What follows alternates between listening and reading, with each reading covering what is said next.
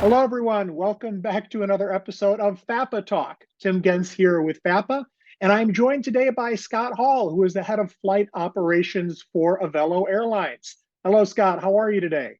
Very good. Thank you so much. Awesome. Thank you very much for joining us.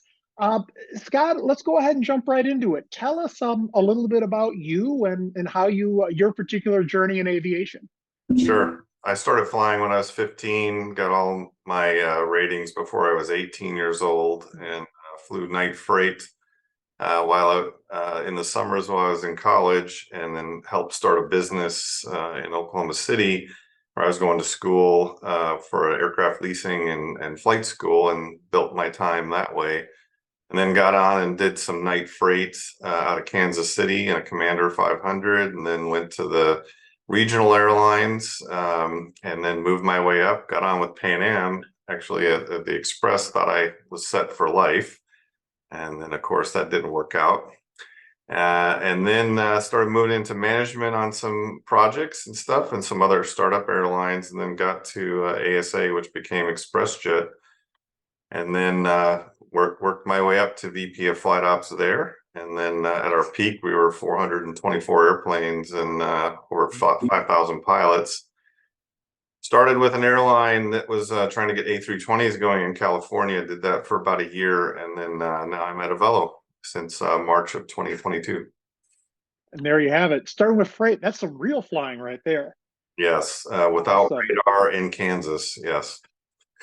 Awesome. So you've done a little bit of everything. Oh, yes. Well, well then tell us a little bit about who Avelo is. So Avelo is kind of we say a market disruptor, and we're basically hitting secondary cities, and we do fly into some of the bigger cities. But our focus, for instance, is in New Haven, Connecticut. We control the marketplace in there, that we're the only one, and we're able to offer service that has never been offered there before, into a lot of markets that are appealing, obviously, to the people out of there, like Orlando. But we also do. We call ourselves a VFR carrier, visiting friends and relatives, and so if we see some business people on it, that's interesting. But normally, we will get some small business people, but mainly it's people visiting friends and relatives, and or just looking for a nice vacation without having to spend all your money on the air travel. A lot of the markets that we fly into are smaller cities, either bringing into the bigger cities or places that we're using that are hub bypass. Okay. Got to ask about the name Avelo. Obviously, there's maybe a part of the word bird in there, but that could just be my opinion. What does Avelo mean? Um, well, it means great airline with low fares, but there really isn't a definition for it. It was basically a very cute marketing way, and it got people's attention. So the reason I say people can say it is it's usually hello Avelo. So if you say hello, it's Avelo. So it's the same type. Awesome. It's really and purple. Really, none of the other airlines, other than FedEx, which we don't do packages, but we do people. Purple was a unique color, and it was one of the things that helped sets us apart. And so the name and the wishbones on the tail and the overall paint scheme was all thought up, and a new direction for a new airline. It's definitely unique. It's very, very identifiable. And of Yes. course, you got that gorgeous picture behind you. Yes. On the topic of that gorgeous picture behind you, tell us about your fleet. What are you guys flying? So we have 737s, 700s and 800s. So the 700s are 149 seats and the 800s are 189 seats. We have the short field performance 800s. So when you're flying into New Haven, Connecticut, for instance, it's 5,600 feet, and we're able to take 189 people in and out of there on most days.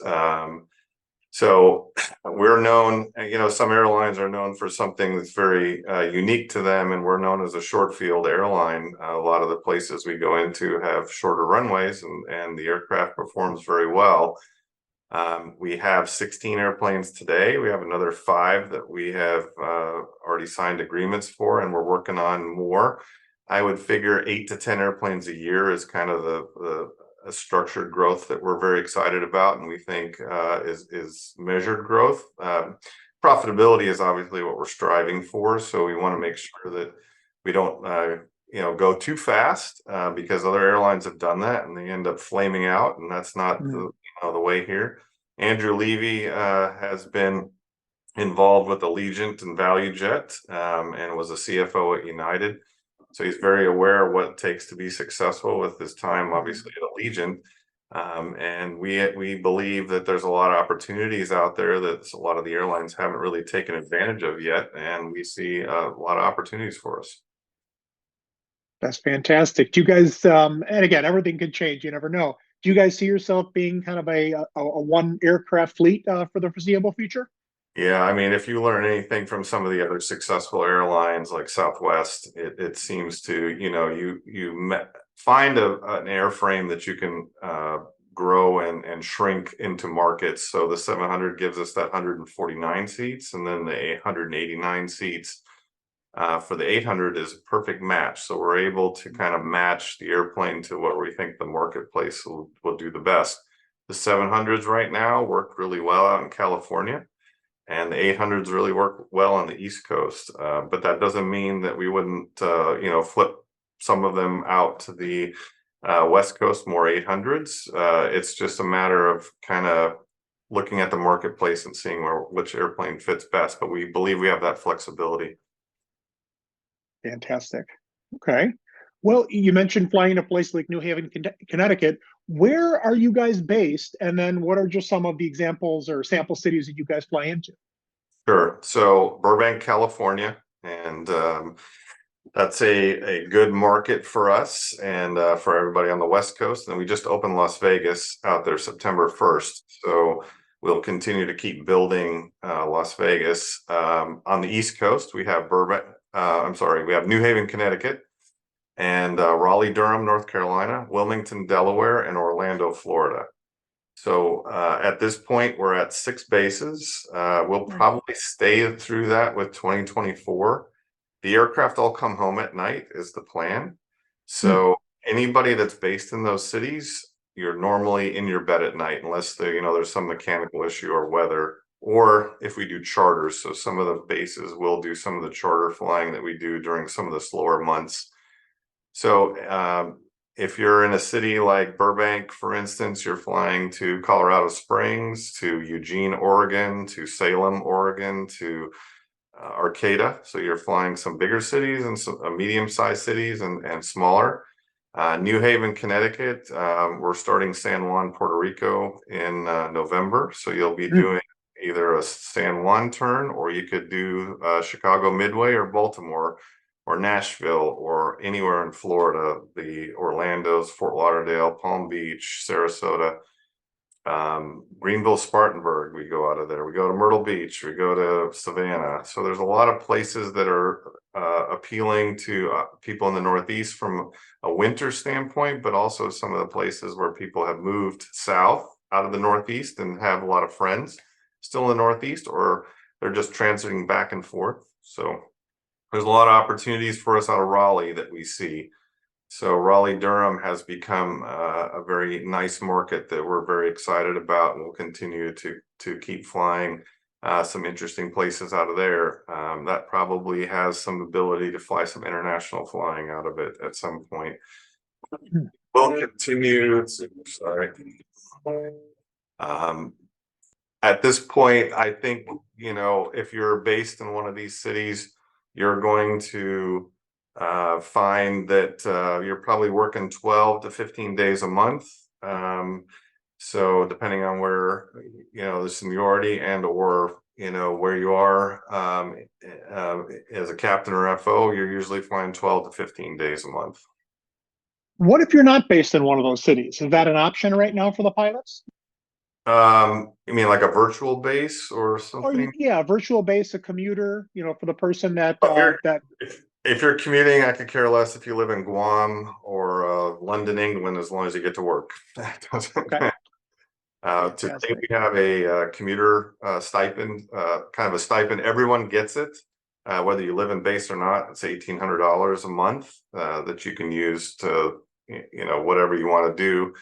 We have jump seat agreements with all the major carriers and all the other carriers, so there's really no issue with you getting to work. At some point, you could use passes if you needed to. We have agreements with all, United, JetBlue, Spirit, Frontier, Lufthansa, Swiss Air, Etihad. We have a whole bunch of international carriers. So when you have time off, you can go overseas or you can stay in the States. We have a lot of places you can go.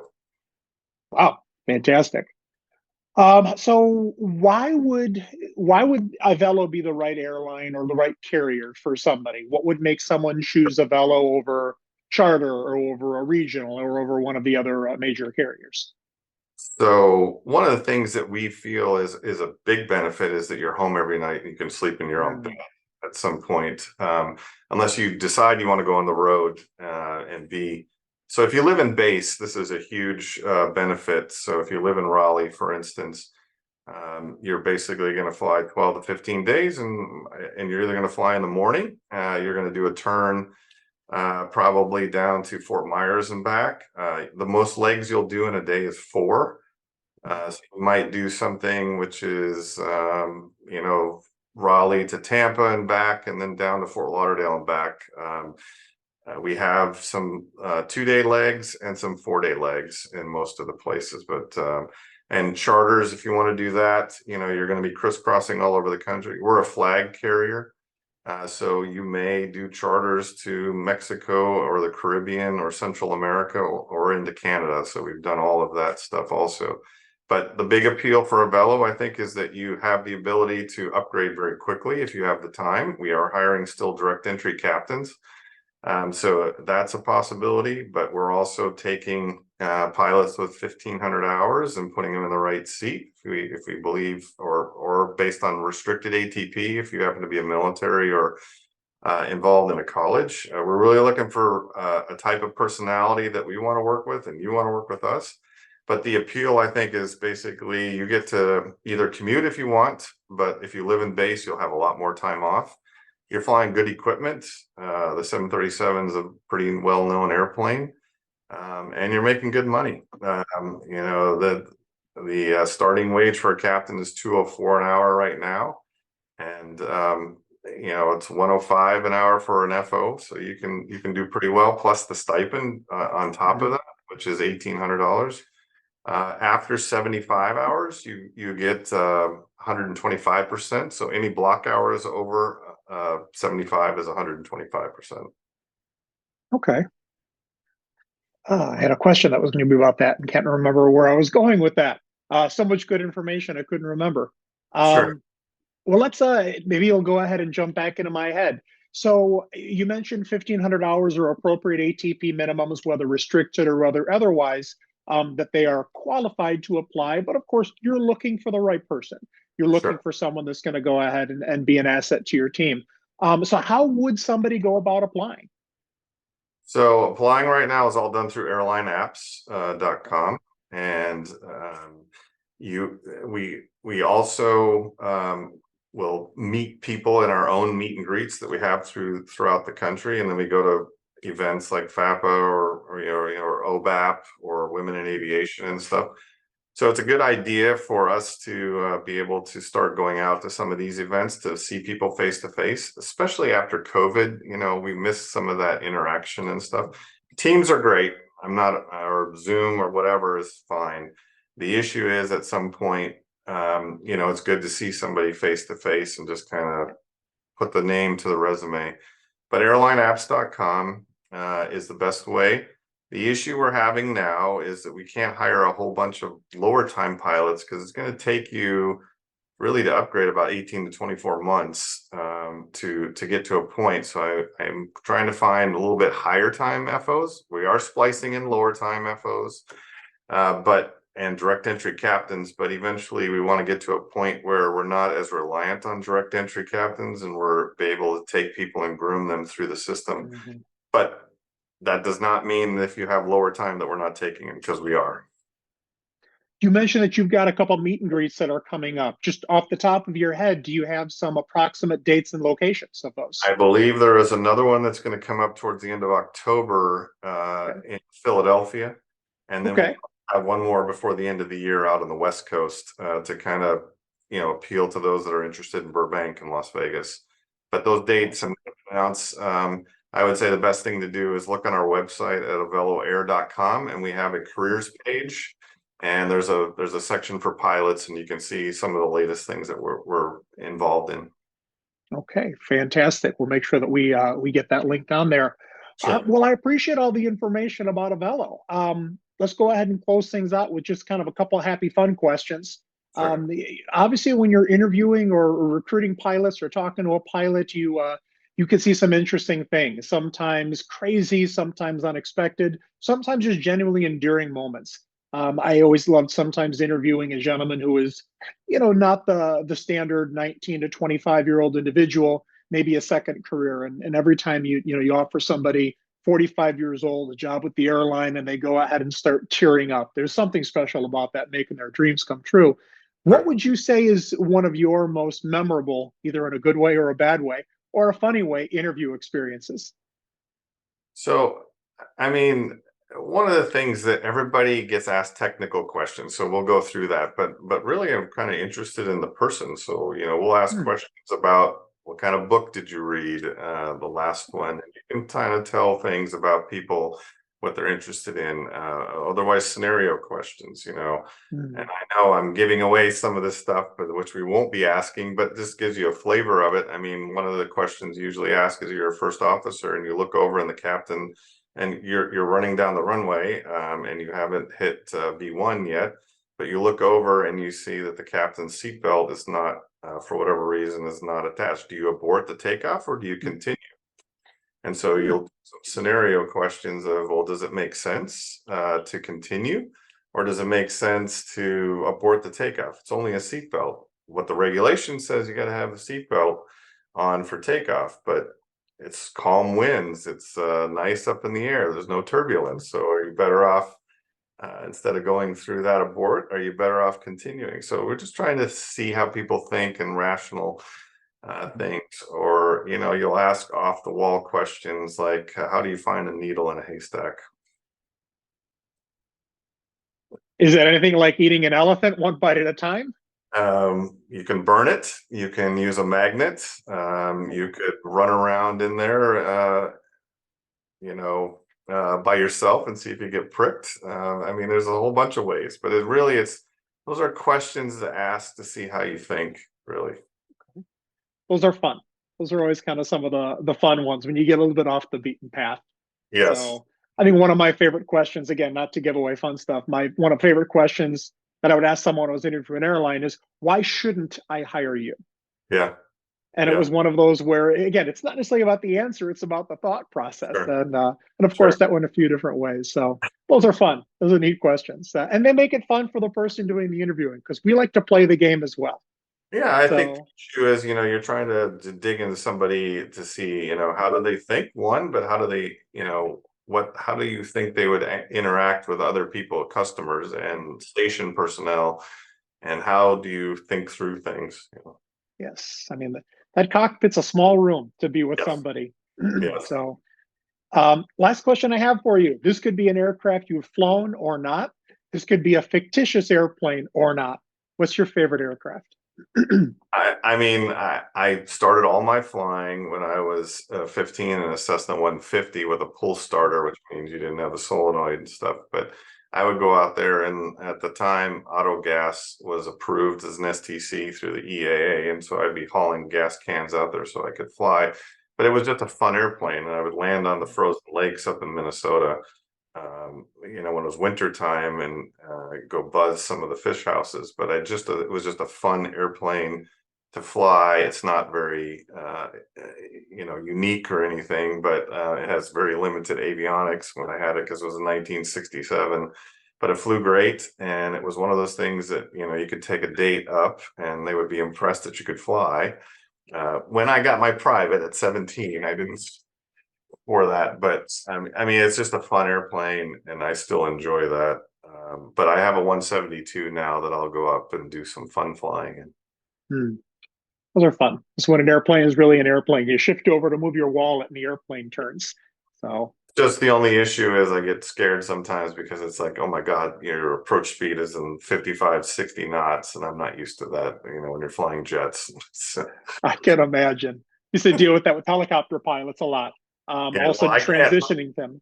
I cannot hover at the marker. So, Not without a headwind. right, right. All right. Well, Scott, thank you so much. Anything else that you want to go and toss in before we wrap up about Uh, Avelo? Last plug and last bit of information. Sure. I think, everybody needs to understand that Avelo is a growing airline. We'll continue to keep moving down, in a growth pattern. We're going to find those markets that we see that are, underserved and or things that we think people are very interested in and flying, getting to where they want to go.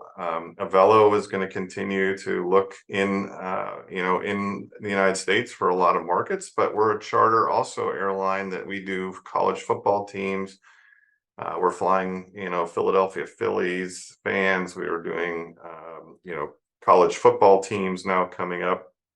It's not our core business, but it is something that we used in order to help supplement revenue, but gives the pilots a different, look and see and being able to do something. So you're going to be all over the place, and you may end up in Punta Cana, you could end up in Cancun, or you can end up, somewhere down in South America that we've flown to Costa Rica and stuff. So you do get a different variety of flying. It's not necessarily something that, like I said, we focus on, but it does give you some variety. And Avelo is one of those carriers that's going to continue to keep sorting out and finding markets that we think we can do well at, and that we can be a dominant player in a marketplace is what we're really interested in. We're not going to go head to head with the majors on places. That's just not smart. But at this point, we see a lot of places that we can fly in the United States, both on the West Coast and the East Coast. Fantastic. Scott, thank you so much for your time Sure. today. I appreciate it. For more information about Avelo, aveloair.com. Again, they've got a couple meet and greets that are coming up. One is going to go and be in October in Philly. The other one is going to be the end of the year on the West Coast. Take a look at the website for more details. Keep an eye out for more FAPA events. November, we're going to be in Fort Lauderdale. We're going to go and be in Phoenix in December. Hey, we'd love to go ahead and see you guys. And hopefully you guys have a chance to go and learn more information about Avelo and maybe apply. So appreciate everybody tuning in. Thank you so much, and we'll talk to you guys soon.